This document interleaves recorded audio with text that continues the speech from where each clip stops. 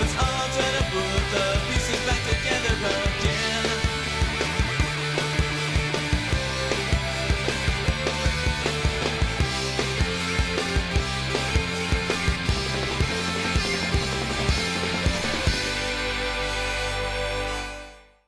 Thank you, Los Angeles. Now, many of you already know this, but I am not a politician. I'm an entrepreneur. I'm a problem solver. I've been trying to go around creating jobs around the country, and I was doing that work in 2016 when Donald Trump became our president. Oh, it's cool. Some of you definitely voted for Donald Trump, and it's cool. Even though I'm in LA, I mean, like, by the numbers, someone here voted for Donald Trump. It's like impossible, you know.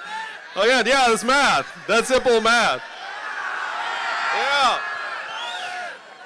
So when he got elected, I took that as a giant stop sign. I was like, wait, stop the press. The country was so desperate that we elected a narcissist reality TV star as our president.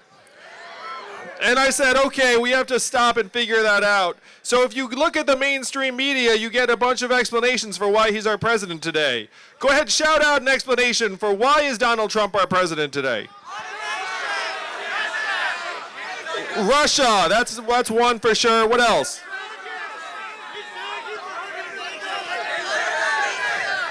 Yeah, the list goes something like Russia, Facebook, Hillary Clinton, FBI, racism. And there are all of these ideas that are packed into the mainstream media, but they ignore the truth in the numbers. And the numbers paint a very clear picture that we automated away 4 million manufacturing jobs in Michigan, Ohio, Pennsylvania, Wisconsin, Missouri, Iowa, all the swing states he needed to win. And now we're going to do the same thing to jobs in retail, call centers, fast food, truck driving, and on through the economy. How many of you have noticed stores closing around where you live here in LA? And why are those stores closing? Amazon, that's right. It's the giant vacuum sucking up $20 billion in commerce every year, and malls and stores could survive that for a little while, but now they're closing. The black hole, the vacuum cleaner, yeah, that's right. And how much did Amazon pay in federal taxes last year? That's right, they paid less in federal taxes than you all did, than each of us individually did. How messed up is that? Very messed up. So then you look at it and you say, okay, how did $1 trillion tech company pay zero in federal taxes? How is that even possible? And you have these accountants high-fiving each other, getting big bonuses. They're going to Jeff Bezos' office and being like, Jeff, we did it. Another year, zero taxes. And Jeff's like, fantastic. Here's a big truck full of money. And they were like, yes. And then they drove home. And then they took like baths in their like vaults of gold coins, like Scrooge McDuck in those cartoons. And I'm going to say it is not their fault. They're doing their jobs. It is their job to minimize their tax burden. But it is our job to make sure they can't pay zero in taxes. Am I right, LA? So Amazon's sucking up this value. They're paying zero in taxes, and we're all left holding the bag. And this is what drove me to run for president. I was looking at these issues saying, wait a minute, it is not immigrants that are causing these problems around the country. Am I right? It is technology. It is the fact that technology is pushing our economy to evolve to a point where now we have drones doing flybys, and there's less and less need for human photographers. So these are the challenges of the 21st century. How many of you all work in technology? At least some of you do. So if you work in technology, you know what I'm talking about. You know that a lot of technology is simplifying things and speeding them up and making it so that people will have less to do later. And that is not a knock on the people who work in technology or had your hands up. You're doing your job, you're making things faster, meaner, leaner, but you know that there are other people on the receiving end of it. I have many friends in technology, and when I talk to them, I say, hey, you guys automating the jobs away? They say, yeah, I am. And then you say, how do you feel about it? And they, just like you, had your hands up, they're like, I don't feel good about it. And then say, would you like to distribute some of that value more quickly and broadly to the American people so that everyone can get along and like live a little better? And most of them say, hell yes. Because they're not bad people, they're just doing their jobs. We have to create a path that works for everyone. So I went to Washington, D.C. with this set of problems. I said, look, not immigrants, it's technology. AI is about to hit in a way that's going to disrupt many, many Americans' livelihoods. And what are we going to do about it? Hello, this is Niswander, and you're watching The Nowman Show, and I am here in Los Angeles with Andrew Yang, who is running for President of the United States on the Democratic Party ticket. Andrew, welcome to L.A. It's great to be here. I just arrived today, but we got a rally of a few thousand people revved up for a little bit later tonight. That's fantastic. Really looking forward to it. So I have a lot of questions for you, or as many as we have time for. I know that a lot of people out there, if they know about universal basic income, they find it very controversial, right? So just for the basics of it, for people who may not know what it is, can you give us a simple explanation? Sure. Universal basic income is a policy where everyone in a society, let's call it every American citizen, receives a certain amount of money to meet his or her basic needs, no questions asked. It's a right of citizenship. So under my plan, the Freedom Dividend, every American adult would start receiving $1,000 a month, starting at age 18 every month until the day you die. So, and a lot of people would ask you this question, I'm sure, but people want to know, how's that going to get paid for? Well, the great thing is our economy is up to a record $20 trillion in GDP, up $5 trillion in the last 12 years. And in terms of how to pay for it, if you look around at the big winners from artificial intelligence and new technologies, it's going to be Amazon, Google, Facebook, Uber. And Amazon literally paid zero in federal taxes last year. And Facebook did too, right? I have to confirm that, Yeah. but I know Netflix paid zero. Would not surprise me if Facebook paid zero or close to zero. So you have to ask yourself, is that their fault or our fault? And so when you ask, how do you pay for this universal basic income? If we put in a new tax to start harvesting the gains from all these innovations and new technologies, we can generate hundreds of billions, which combined with the economic activity from putting this money into people's hands, plus cost savings on things like incarceration and homelessness services and emergency room healthcare, plus the value gains from having a stronger, healthier, better educated, mentally healthier, more productive population would be enough to pay for a dividend of $1,000 a month. The way I describe it is that we have to start investing in our people. Companies do this all the time. They expect that they'll win. We have to do the same thing for all citizens. And a lot of people would wonder about the cost of living, because like in a city like Los Angeles, it's very expensive here. So $1,000 might be okay for Iowa or West Virginia, but what about Los Angeles or Manhattan, for instance? Well, it's $1,000 a month on top of whatever you're currently making. So it would be a game changer for people in most parts of the country.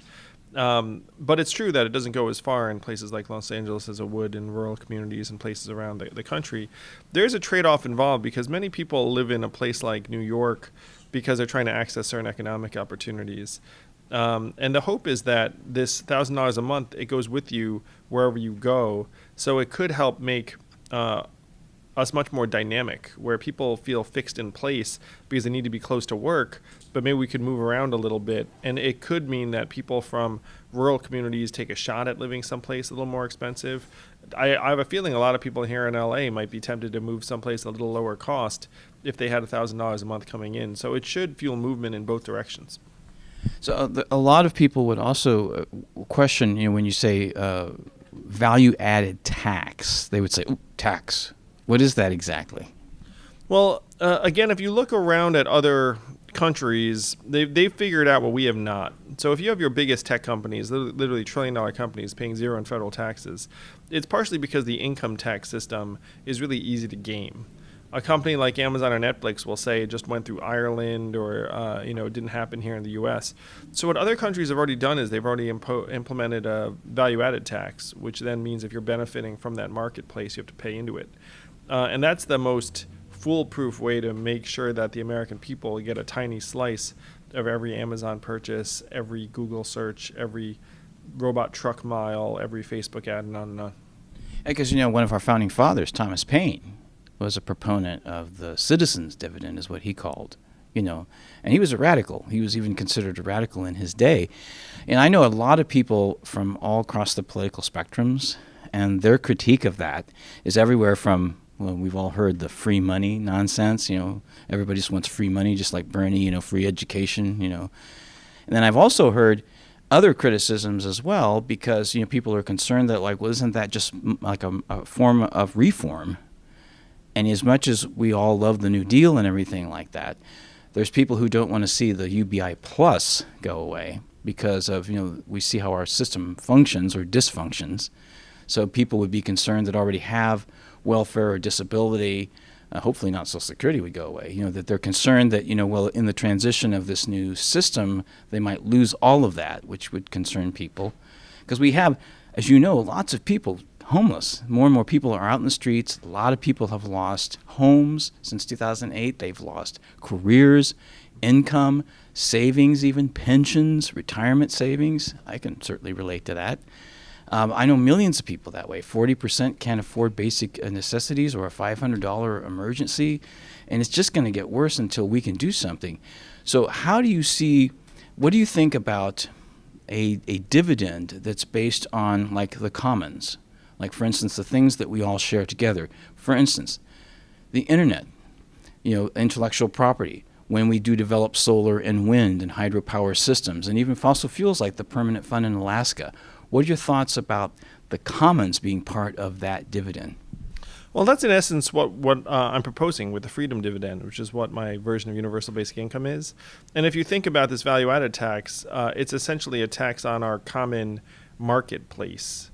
And so the spirit is exactly identical to the petroleum fund that you describe, and carbon tax and dividend, which I'm for.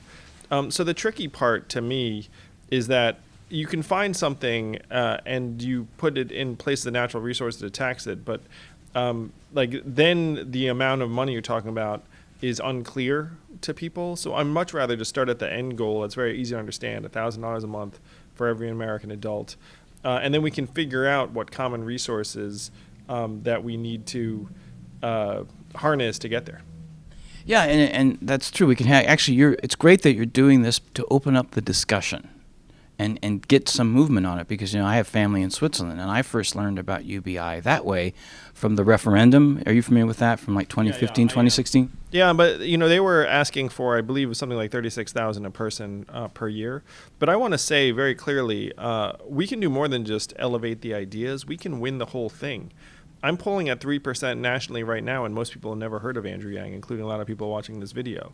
Yeah. And Nate Silver, who runs the leading political blog 538, took a look at the fact that I'm polling at 3%. I've raised millions of dollars in increments of only $19. So we joke that my fans are even cheaper than Bernie's, where I have over 100,000 donors now who've donated an average of only $19 online. And so what Nate Silver said when he ran the numbers, he said, okay, polling at 3%, very low name recognition and low press exposure, and has raised millions of dollars. According to these numbers, we can't discount the possibility that as more people find out about Andrew Yang, he just grows and keeps growing and takes the whole thing. So the goal here is not to elevate ideas. The goal is to win. And if you look at the field, there is nothing stopping Andrew Yang from just climbing the ranks, because I'm already peeling off people who are Trump supporters, libertarians, independents, conservatives, as well as Democrats and progressives. And socialists. And so what we say is it's not left, it's not right, it's forward, where I'm the perfect candidate to beat Donald Trump because I'm getting people that were attracted to his candidacy in 2016. And and a lot of people, are, when you get to that debate stage, by the way, congratulations. Oh, thank you. Yeah, I qualified for the Democratic primary debates in June and July. Yeah, that's fantastic. So you have an opportunity to now talk about this in front of millions of people, literally, and there's going to be people, maybe even 1 billion, because people around the world will be watching it. All eyes are on the United States right now, it seems, for obvious reasons. But when you do get up there, I've been asked, Dan, what do you think should be done about the divide and conquer that our mainstream media is involved, is separating us out, giving us all kinds of titles by our ethnicities and our races, our political preferences, our our income, our status, and just separating us. What are you going to do about that to bring us together even more? Well, it's one reason my candidacy is catching fire, is that people can see that I'm laser focused on solving the problems on the ground that got Donald Trump elected. and just improving our lives. And there's no stone throwing here, no somehow castigating literally tens of millions of Americans who voted for a particular candidate for a million different reasons. And so because I've got a highly pragmatic approach to solving problems on the ground, and you can go and see on my website, I've got almost 100 policies just laid out for the world to see, then people get very excited about me as someone who can build bridges and work with anyone. Fantastic. And I know you got a busy schedule, so I want to ask you, I'm an advocate for worker cooperatives. I believe that the UK Labour Party's manifestos democratize the economy, has some really good ideas in it about how to allow the workers to be owners, the right of first refusal, to actually buy a company out together as workers. What do you think about that as a long-term solution going forward for our country? I think worker cooperatives are phenomenal, and the more of that sort of structure we have, the better off we'd be. That's one thing I love about the Freedom Dividend, is that workers having that sort of ownership stake becomes much more realistic in an economy where people all are sharing in the rewards and have some resources to bring to the table. Where the worker subsistence model is just going to get more and more punishing. And so we have to make owners out of everyone of this society. That's one reason why it's called the Freedom Dividend, because that's what owners receive when they own shares of a company. They receive a dividend, and we are the owners and shareholders of this country. We should get a dividend, and that would put more workers in position to become owners of various businesses. And the more we develop those kinds of businesses like solar and wind and hydropower, it becomes obvious this is the commons that we all actually, we're building this wealth that you were talking about. We all built together. Even if some people are out of work for a while, everybody contributed to this for decades or however long, you know what I mean? So we should be able to get something back, and the wealth should not, this great wealth that's been created should not be going primarily to the top. It's something like 80% now. It was ridiculous. So we have to start taking those measures to go in that direction and make sure that I think the system needs to reorganize the structure so that wealth is distributed differently in the first place. Yes. Don't you agree? And the most effective way to do that is through something like universal basic income, to build what I call the trickle-up economy. Yes. From people and families and communities up. And there are, frankly, relatively few paths to try and build that economy. And in my opinion, everyone's going to understand very quickly that the fastest, most direct, and successful path there is going to involve just putting money into people's hands. It's like a lot of other politicians are trying to backtrack into it in various ways. It's like, oh, we're going to try and make this free, we're going to try and make that free. But like the best way to make us all owners and beneficiaries is just to put money in our hands. Exactly, and we'll contribute to the economy. And the money's just going to get circulated over and over again through the economy. And we're all going to win for it. Like, even if you go to a room full of CEOs, which I have spoken to, and they know that their businesses do better in an economy where people have money to spend. And we'll be able to help people that actually are in need, like, the people in depression, people that are on addicted to opiates. And also, too, I'm an advocate for encouraging people to be productive. And to be honest with you, I think most people actually want to be productive, don't you? Yeah, of course. And that's one of the things that studies have shown with universal basic income, is that work levels stay essentially the same. The only two groups that work less are new moms who spend more time with their kids and teenagers who graduate from high school at higher levels. So I don't think anyone's going to get mad at that. So I agree. If we have better measurements for our economy, we can start solving the real problems of this age instead of this phantom GDP number, stock market price growth that only advantages really the top fifth of the population, and this phantom headline unemployment number, which is completely not indicative of where we are as a society right now. Yeah, definitely, because there's underemployed, there's low-wage jobs with little or no benefits, there's temporary gigs and temporary jobs, and it's all of that. And there's labor force participation, which right now is at 63%, which is near a multi-decade low in the same levels as Ecuador and Costa Rica. So, there are all these pain points that we all see and feel in the economy, and then we're cheerleading these phantom numbers that paint a rosier picture that we all know rings false. Thank you so much, Andrew. And where can people find your website and more about you? Yeah, so if you go to yang2020.com, you can see all about our platform, from Freedom Dividend to new measurements for the economy.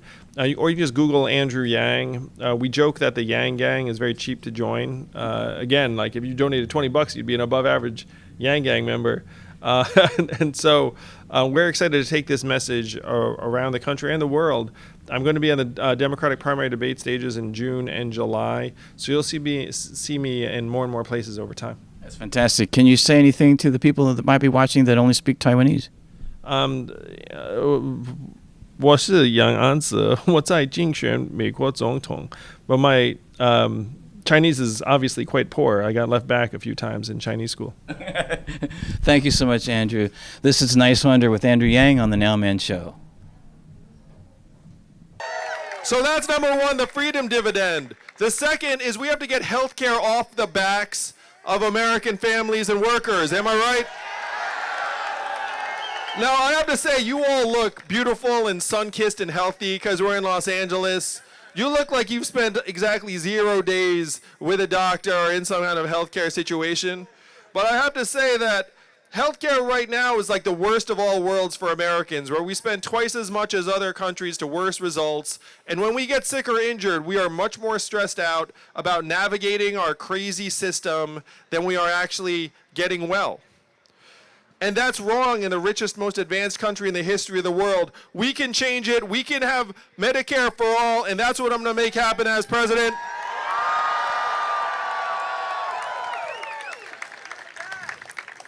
And when people ask, where are you going to get the money? I'm like, are you kidding me? We're spending 18% of GDP. We're plowing so much money into this dysfunctional system. We can get the prices down and the access up as long as we start rationalizing our crazy system. And I have a lot of friends who are doctors. I'm Asian, as you can tell. But they know, too. They're like, yeah, it's true. Like, our system is a bit of a mess. And a lot of them, if you get a couple drinks in them, they're like, yeah, I'm for that, too. And the third thing is we have to, as Leslie was saying, we have to start measuring our economy in ways that matter to us. How many of you all woke up this morning excited about GDP? That guy was. That's funny. You know, how many of you woke up and were like, I'm going to make a big contribution to GDP today. I can feel it. GDP is something we made up almost 100 years ago. And even the inventor, Simon Kuznets, said 3 things. He said, number 1, this is a terrible measurement for national well-being, and we should never use it as that. Number 2, we should include parenthood and motherhood because it's so important. And number 3, we shouldn't include military defense spending because it adds no economic value. So, of course, we ignored all 3 of those things, and now we're going to ride GDP off a cliff. And I talk about my own family. My wife is at home with our 2 young boys right now, one of whom is autistic. How much does her work? Yeah, autism. Yeah, thumbs up. I agree. And how much is her work valued at a GDP every day? How much does the market value her work at? And we all know that's perverse and messed up. We know that the work she's doing is more important and more vital, more challenging to our future than the work of the average corporate attorney or whatever nonsense. And I can say that because I was a corporate attorney for 5 months. And I can tell you that that job can be automated away very, very quickly. So those are the 3 big moves we need to make. A freedom dividend for all Americans of $1,000 a month. Medicare for all to get the prices way down and the access up. And then move towards measurements that would actually matter to us aside from this GDP thing we made up. So what would matter to us? How about mental health and freedom from substance abuse? How about our own physical health and life expectancy? How about how clean our air and water are? How about our average income and affordability, whether we can afford rent?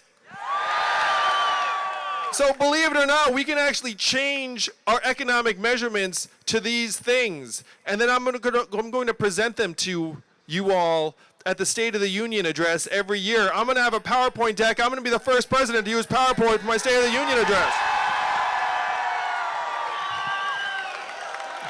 So this is the American scorecard. This is the human-centered capitalism that Leslie's talking about.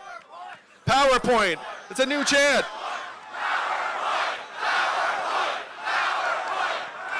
That's right, America. They're chanting PowerPoint. And you'll actually get something out of the State of the Union that you now find unwatchable. Unlike this bizarre theater performance we're all subject to. And then people are like all standing up and clapping in unison like they're trained SEALs. What the hell is going on?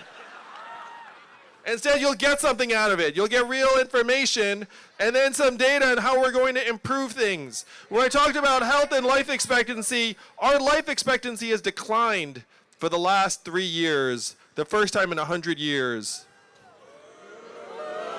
And why has our life expectancy started to decline? It's because 8 Americans are dying of drugs every hour.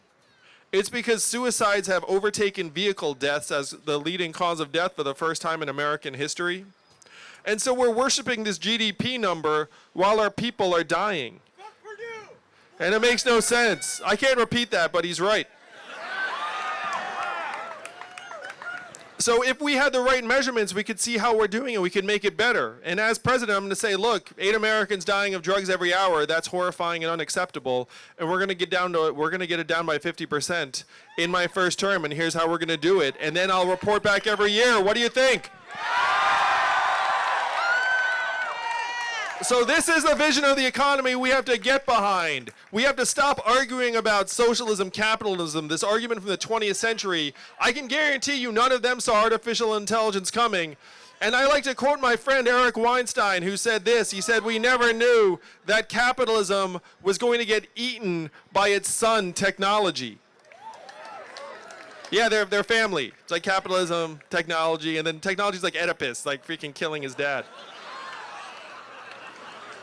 So our politicians are literally fighting battles from the past. And some people call me a futurist. I say I'm a presentist. Am I right, Los Angeles? We can make the future the present like that if we come together. So this is the big plan. And I have to say that Donald Trump is our president today in part because he got a lot of the problems correct, where he went around saying, we are suffering. And then what was the Democratic response in 2016? The Democratic response was no, we're not. It was actually things are great. And then, and then Donald Trump becomes our president, and we still can't confront the essential problems. I am laser focused on solving the problems that got Donald Trump elected. We are going to make history together, we're going to shock the world, and we are going to leave a country we are yet proud of for our children, and we can look back and say, we stepped up. That we saw the challenges, but we were not too small for them. We actually grew. We rose to the occasion. That's right, brother.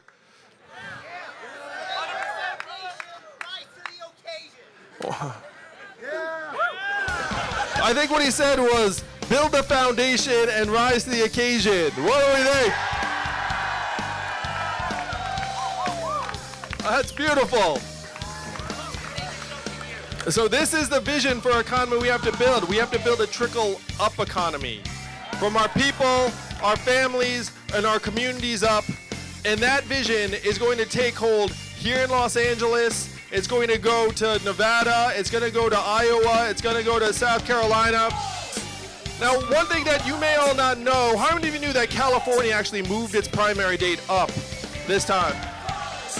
So the Democrats did y'all a favor. The Democrats said, we're tired of the president being decided before California votes.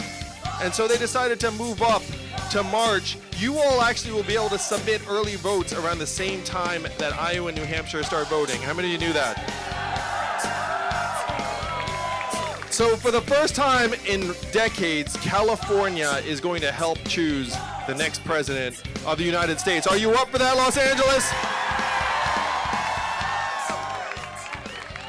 And with your help, we can light the country on fire with the vision of an economy that works for us. We're going to make history together in 2020. Thank you all very much, Los Angeles. I love you all. Thank you.